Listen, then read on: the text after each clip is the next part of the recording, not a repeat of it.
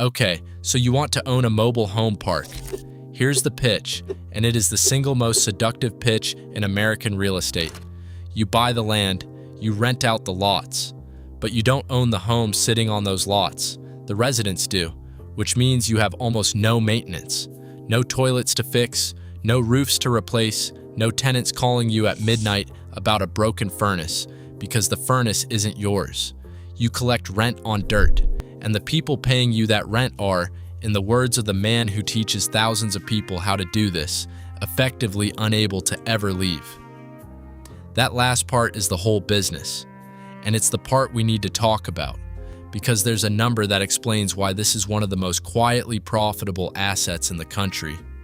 An independent research firm looked at every major category of commercial real estate, apartments, offices, shopping centers, warehouses, and found that manufactured housing was the only one that had not posted a single year-over-year decline in net operating income in any year since 2000, not one down year in over 2 decades, through the 2008 crash, through the pandemic.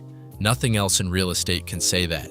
By the end of this video, you'll understand why a so-called mobile home almost never moves, and what that costs the person who owns it. You'll understand the exact phrase investors use, on the record, to describe why their tenants can't leave. You'll understand how a business that used to be owned by retired mom-and-pop couples became a target for Blackstone, Apollo, Carlyle, and a man worth billions named Sam Zell. And you'll understand why United States senators started sending angry letters to these owners. Let's start with the lie hiding inside the name.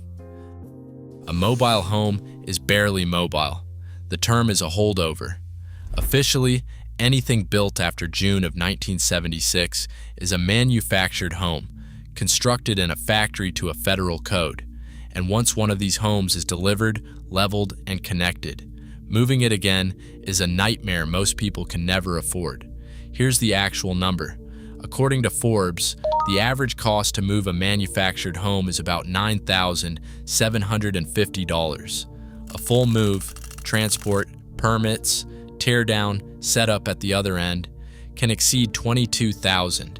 And that's if it survives the trip, because many of these homes, especially older ones, are so fragile that moving them causes serious damage, and many states won't even issue a permit to relocate a home past a certain age.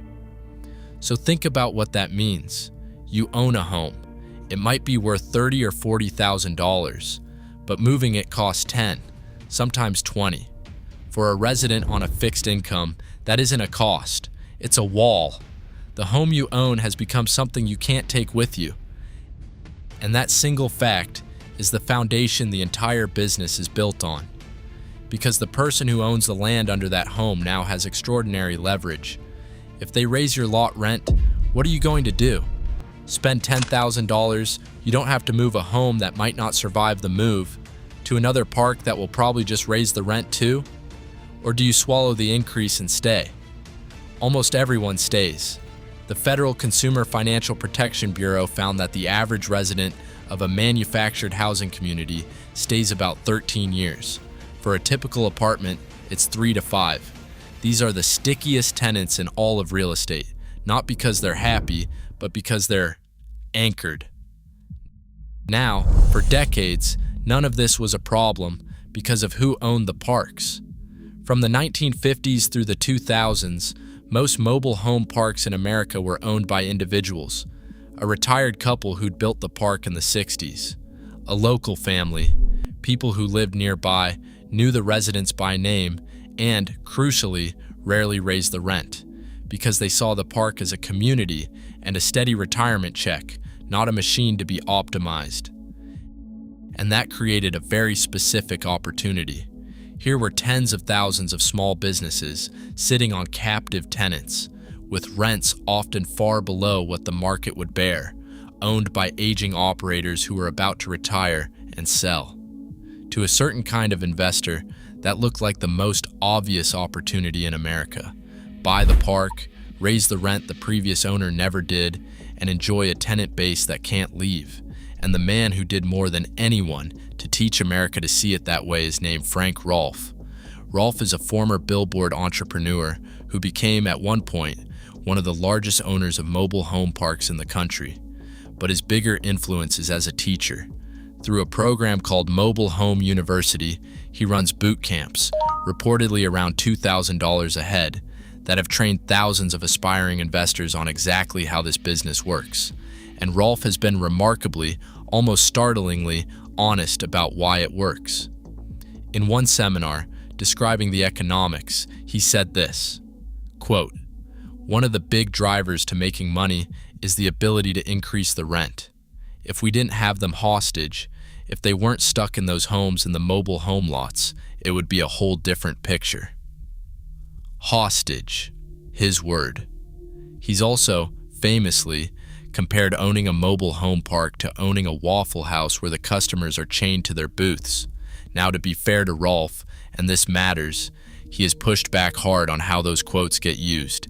He says the Waffle House line was about the incredible consistency of the revenue, that mobile home parks have the lowest loan default rate in commercial real estate, and that he's actually preserving affordable housing, not exploiting it. He said, quote, "Sure, it sounds unfair, but there's nothing illegal about it." And he's right that it's legal. The question the rest of this video asks is what happens when that legal, highly profitable idea stops being taught to individuals and gets discovered by the largest pools of money on earth, because that's exactly what happened next. Around the 2010s, Wall Street noticed everything we just described, and the money that moved in was not mom and pop money. Start with Sam Zell, the late billionaire who built equity lifestyle properties into the largest owner of manufactured housing sites in America. As of the end of 2025, that one company controlled over 170,000 sites. Zell, who died in 2023, embraced the label of a grave dancer, a professional opportunist. The Guardian once called him the American mobile home king. Then came the private equity giants. According to a tracker maintained by the Private Equity Stakeholder Project, as of early 2026, 23 private equity firms own nearly 2,000 parks and almost 400,000 lots. And not small firms. 3 of the 4 largest private equity firms in America now own manufactured housing portfolios: Apollo, Blackstone, Carlyle.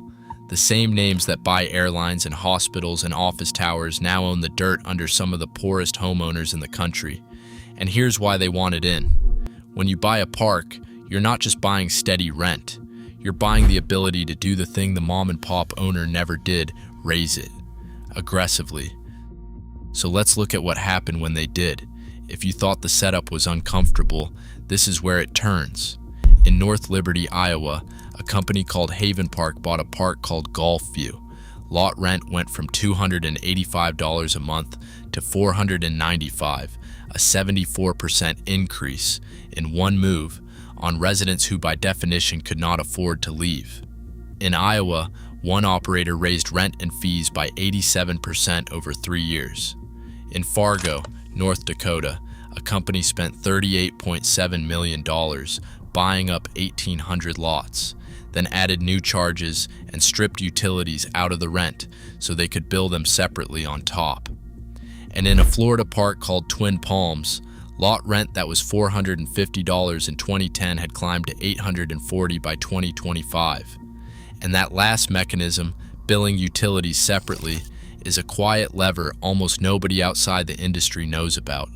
When an institutional owner takes over, they'll often pull water, sewer, and trash out of the base rent and charge for them as separate line items, sometimes with an administrative fee on top. The headline rent looks like it went up a little. The amount actually leaving the resident's bank account went up a lot more. And the residents on the other end of these increases are not who you might picture. The median manufactured home resident earns roughly half what a site-built homeowner earns. Many are elderly, on fixed incomes, on Social Security. This is, by the government's own description, the largest source of unsubsidized affordable housing in the United States, which means when the rent on the dirt goes up faster than a Social Security check, there is no cushion. There's just the wall, the $10,000 it costs to move a home they can't move. Listen to one of them. A resident named Daniel Clearwater at that Florida park told NPR that the lot rent had nearly doubled since 2010, and he described watching it kill the value of the very homes people owned. When a new buyer walks up and asks what the lot rent is, and the answer is $800, nobody can afford that. The home becomes unsellable. So the thing you own, the home, loses its value at exactly the same time the thing you rent, the land, gets more expensive. You're squeezed from both directions at once. And this is the point where the story stopped being a quiet real estate trade and became a national fight. Because people noticed, residents started organizing, and the increases got big enough and hit enough vulnerable seniors that Washington started paying attention. In December of 2022, Senator Sherrod Brown, then the chairman of the Senate Banking Committee, sent a formal letter to one of these operators, Legacy Communities, over rent hikes hitting seniors in Ohio. He wrote that he was, quote, deeply concerned that Legacy Communities' management practices will cause financial instability, displacement, and homelessness among hundreds of Ohio seniors. Senator Elizabeth Warren raised the same alarm about Wall Street buying up these communities, and states started acting.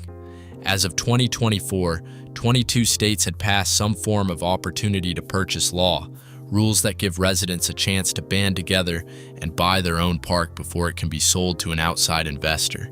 A nonprofit called ROC USA has helped residents do exactly that, converting more than 300 parks into resident-owned cooperatives.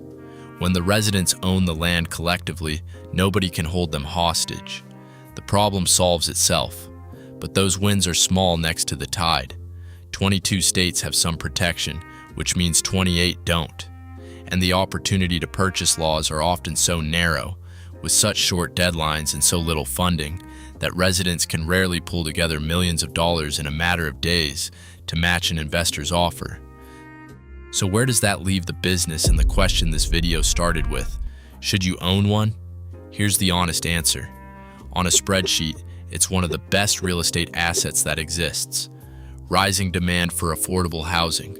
Almost no new parks being built, because cities use zoning to block them, which means the supply is essentially frozen and the existing parks only become more valuable. Tenants who stay 13 years. The lowest default rate in commercial real estate. If your only question is whether it makes money, the answer is yes, reliably, in good times and bad. But you'd be buying into the exact tension this whole video has been circling. The returns come from one specific place, the ability to raise the rent on people who cannot leave. You can do it gently, the way a lot of small operators genuinely do, treating it as a community and a steady, fair income. Or you can do it the way the boot camps and the spreadsheets optimize for. The asset doesn't care which. The math works either way. That's what makes it lucrative, and that's what makes it the most morally loaded business we've ever taken apart on this channel. And it all comes back to one strange, quiet fact, the same fact we started with. The homes don't move. We call them mobile homes, and they are the least mobile thing in the entire housing market. The wheels came off decades ago. What's left is a person who owns a house they can't move, sitting on land they'll never own, paying rent to someone who understood, before they did, that the immobility was the entire point. If this changed the way you look at the one on the edge of your town, subscribe. We take apart the economics of one everyday business every week, and the numbers are never what you'd guess.